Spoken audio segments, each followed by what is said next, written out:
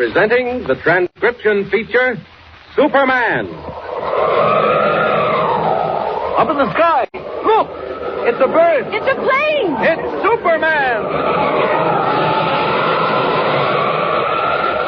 And now, Superman, mighty visitor from another world who came to Earth when the planet Krypton was destroyed by quakes and explosions.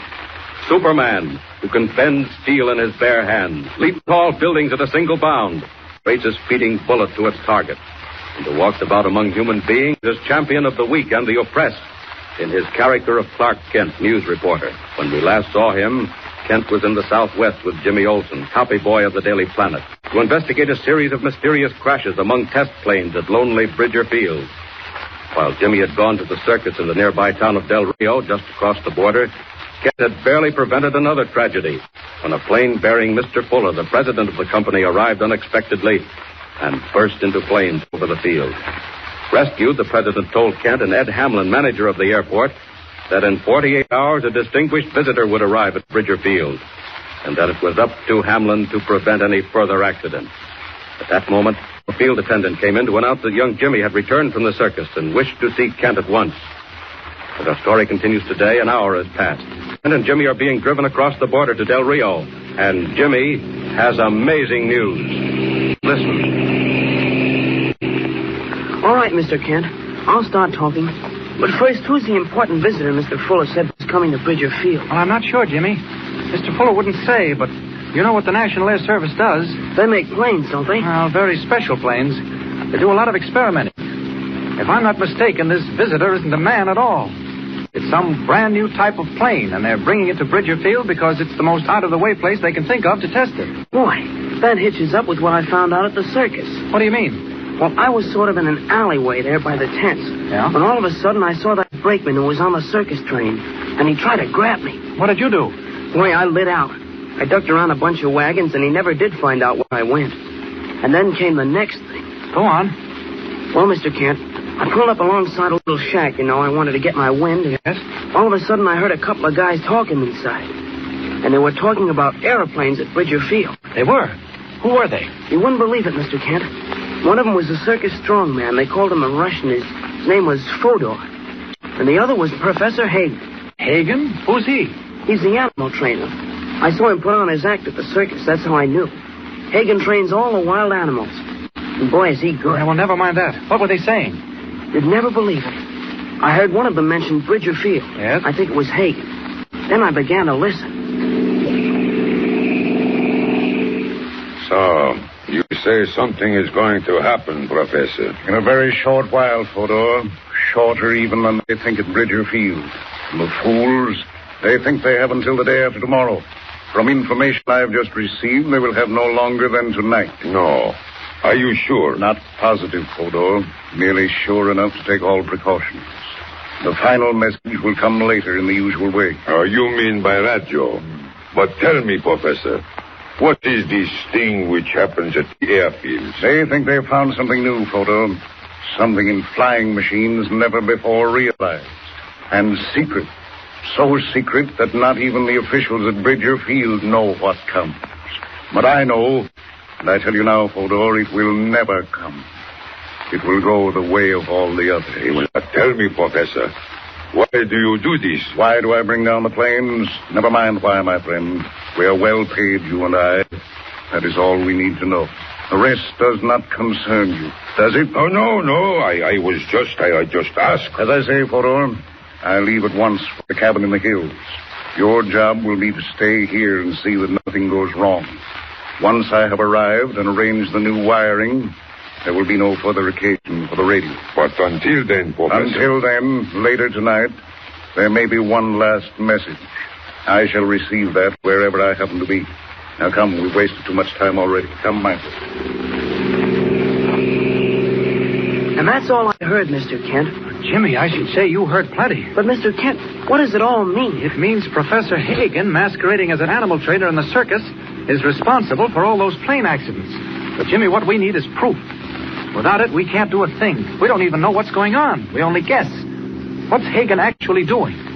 Where's this mysterious cabin in the hills? And above all, Jimmy, what's he going to do when he gets there? I'm with you, Mr. Kent.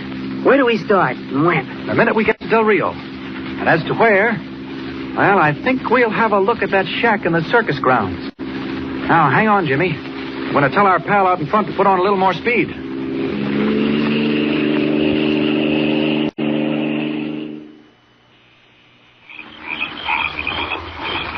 Well, it got dark in a hurry, all right. Good thing they're not giving a show tonight. They're going to move out tomorrow. Maybe that's why. Is this the shack? Yep, this is it. Quiet, Mr. Kent. Well, it sounds like a menagerie. We're right in the heart of the circus, all right, Jimmy. We were lucky finding that hole in the fence. What about the shack, Mr. Kent? I think it's empty. We'll see if the door's open. What if they catch us? We'll have to chance it. Oh, good. It's unlocked. Come on, Jimmy. Gee, you were right, Mr. Kent. It is empty. Close the door. We want to look around. Lucky I've got a flashlight. Look there, Mr. Kent. Yes, that explains the sudden disappearance of Hagen and the strong man. It's a trap door into the cellar, and it's open. Golly, who'd have thought a little shack like this would have a cellar? Hey, Mr. Kent, are you going down there? Certainly. Our scheming friends went down here. It's more than just a cellar. Why, there's a tunnel down here. Are you there, Jimmy? I'm coming, Mr. Kent. Hey, it is a tunnel. Regular flight of steps. Where do you suppose it goes? Shh, not so loud. Come on, Jimmy. Keep close behind me. Listen. That sounded like it came from down ahead. I think it did. Our friend Professor Hagen built this shack right over the entrance to an underground cave. Come on. Mr. Kent, which way do we go? Don't you see? Toward that light. Come on, Jimmy. I think it opens out into a kind of a room or chamber in the rock. What if there's somebody in there? If there is, I hope it's Hagen. If what he said was true, there's not much time for fooling around. Come on. Here's the room. Take it easy. The whole place seems to be absolutely deserted. Wonder where they all are. Gee, what's that? Quiet. Mexicali Broadcasting Station, Del Rio. It's the radio. Quiet, Jimmy. Weather call forecast for northern Sonora and Chihuahua. Give me a pencil. Quick. Attention, please. Thanks. This is final report. Important storm coming. Special precaution for planes. Will meet arriving range near midnight. Set all master signals which say, take shelter. Must avoid wind. Not try to miss. That is all. Gee, that was the dizziest stuff I ever heard. Did he say it was a weather report? That's what he said, but I'm beginning to think... Look here, Jimmy. The men in the shack this afternoon, Hagen and Fodor. Didn't they say something about a radio? Mr. Kent, someone's coming. What? You're right. Down the stairway from the shack. We've got to get out of here quick. No, it's too late. We can't make it, Jimmy. They'd see us if we tried it now. Back. Listen, what if they come right into this room? Quiet. Got to chance that. Quick. I'll stay out in the open and risk it. Get in that closet. No, I'll stay with you. Don't argue, Jimmy. Slide in that closet. Keep the door closed. Okay. Remember, whatever happens, keep that door closed. Looks as though there might be something doing pretty soon. If there is, I don't want Jimmy around when Superman does his stuff. Whoever it is, he's coming this way. Right into this room. Who is in there? If anyone is in the room of Professor Hagen... what you do here? Oh, nothing. Just looking around. What you do down here? How you get in? Same way you did. Down the stairs. You know who I am. I am Fodor, strongman. Well, that's very interesting. You down here where you do not belong. You thief. Very well. I show you what we do with thief. Careful, Fodor. Don't get too close. I bend crowbar in naked hands. Maybe I show you how, yes? Look out. I bend strong men. I'm warning you, Fodor. This is what we do to thief. So. Easy. You'll hurt your hand. And I pick you up.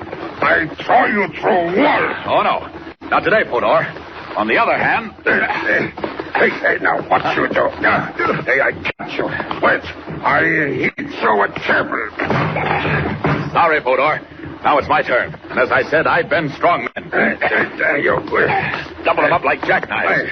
How's this for a starter? And now you're in the way. I think you said something about throwing me against the wall. Well, see how you like this. I think that takes care of Fodor. Now, back to Jimmy as Clark Kent. All right, Jimmy. You can come out. Hey, Mr. Kent, what happened? I heard terrible crashes. Oh, just a little argument with your friend Fodor, the strong man. He's over there in the corner. God, Mr. Kent, don't tell me you licked the strong man. Well, didn't exactly lick him, Jimmy. He more or less tripped. Fell on his neck. That was the crash you heard. Golly, he's out like a light. Hey, what are you doing? Jimmy, there's no time to lose. If anybody heard that row, they'll be after us. And if we expect to find anything here, we better start looking now. No, not over there. Jimmy, we'll start looking right here. Mr. Kent, what do you mean? Jimmy, this piece of paper. I took down what that Mexican announcer said over the radio. You did? What for? Because maybe it's only a hunch. I can't be sure. No, it's not a hunch. I was right. Jimmy, look here. Look. Look at what? What has Clark Kent found in the dimness of Professor Hagen's hideout far underground? What is he staring at so fixedly? And what can he do to save the mysterious airplane due to arrive so soon at Bridger Field? Tune in next time and follow the story.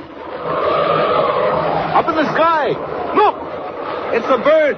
It's a plane! It's Superman! Superman is a copyrighted feature appearing in Action Comics magazine.